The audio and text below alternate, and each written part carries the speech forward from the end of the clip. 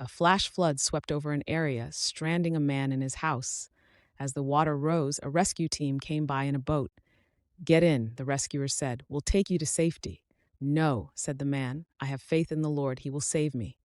The rains continued, and soon the man was forced up onto his roof to avoid drowning. Soon another boat came by.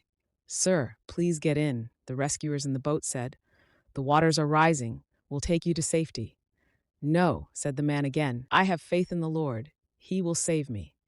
The boat left, and soon the man was barely able to keep his head above the water. The water became rougher, and a helicopter was dispatched to save the man. "We'll lower a rope. Get in the helicopter," yelled the rescuers from above.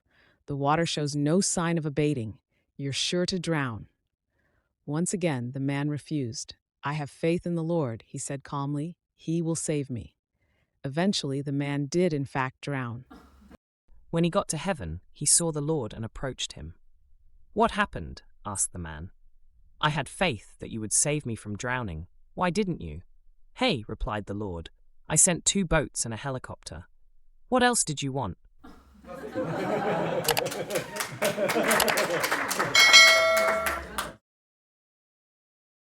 A mechanic was removing a cylinder head from the motor of a Lamborghini when he spotted a well-known heart surgeon in his shop. The surgeon was waiting for the service manager to take a look at his car when the mechanic shouted across the garage, "Hey doc, can I ask you a question?" The surgeon, a bit surprised, walked over to where the mechanic was working on the car.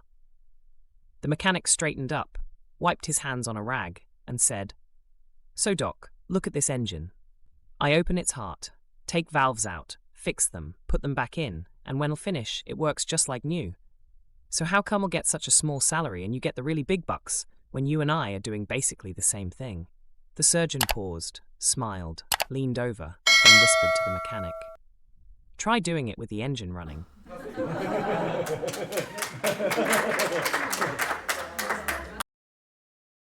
A deaf couple checks into a motel late one night. Upon moving into their assigned room, they go to bed. In the middle of the night, the woman has a headache, so she goes into the bathroom for an aspirin. But she finds none, and remembers that the bottle of aspirin is still in the car. Afraid to go out alone at night, she awakens her husband, then asks him to go get the aspirin from the car. The very groggy husband puts on his robe, then toddles warily outside.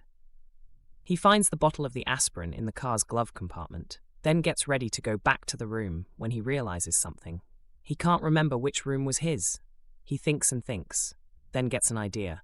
He opens the car door again and honks the horn several times. Within a minute, all the motel's windows lighten up, except one.